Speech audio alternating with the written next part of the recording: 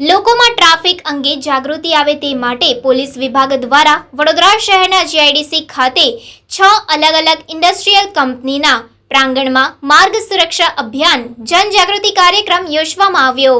વડોદરા શહેરમાં છેલ્લા 5 અઠવાડિયાથી ચાલતા માર્ગ સુરક્ષા અભિયાન જે અંતર્ગત પોલીસ વિભાગ દ્વારા અલગ-અલગ સંસ્થાઓ, સ્કૂલો, કોલેજો, મોલ ખાતે લોકોમાં જઈને ટ્રાફિક અંગે જાગૃતિ આવે તે માટે કાર્યક્રમ યોજવામાં આવી રહ્યા છે અને લોકોને હેલ્મેટ અને માર્ગ સુરક્ષા અંગે માહિતગાર કરવામાં આવી રહ્યા છે। ત્યારે આજ રોજ મકરપુરા જીઆઈડીસી ખાતે કાર્યક્રમ યોજવામાં આવ્યો હતો, જ્યાં 1000 જેટલા કર્મચારીઓ હાજર રહ્યા હતા, જ્યાં તેઓને ટ્રાફિક અંગે સમજણ આપવામાં આવી હતી।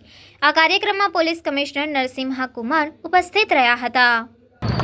વડોદરા શહેરમાં છેલ્લા 5 અઠવાડિયાથી ચાલતા માર્ગ સુરક્ષા અભિયાનના ભાગરૂપે આજે જીઆઈડીસી મકરપુરા ખાતે 6 ડિફરન્ટ ઇન્ડસ્ટ્રીયલ એકમોના પ્રાંગણમાં આજે એક માર્ગ સુરક્ષા જનજાગૃતિ અભિયાનનો કાર્યક્રમ રાખવામાં આવેલ।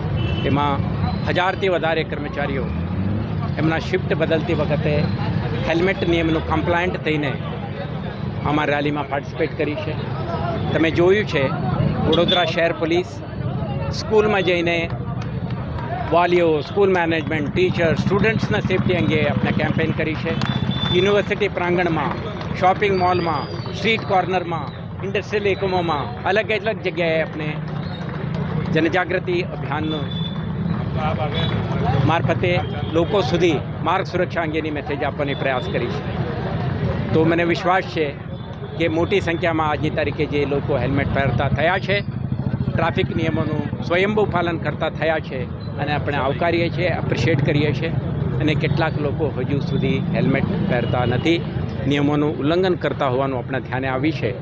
હું નગરજનોને અપીલ કરવા માગું છું, આપણા બાળકો, સ્ત્રી પુરુષો, વરિષ્ઠ નાગરિકો, દરેક વાહન ચાલક જ્યારે સ્કૂટરમાં, મોટરસાઇકલમાં કે કારમાં કોઈ પણ પ્રકારના વાહનમાં નીકળે, હેલ્મેટ હોય તો હેલ્મેટ, સીટ બેલ્ટ અને મોબાઈલ ફોન ઉપયોગ ના કરો, રોંગ સાઈડમાં ડ્રાઇવિંગ ના કરું અને ટ્રાફિક નિયમોનું પાલન કરીને જ્યારે રેડ સિગ્નલ પડે ત્યારે રોકીશું।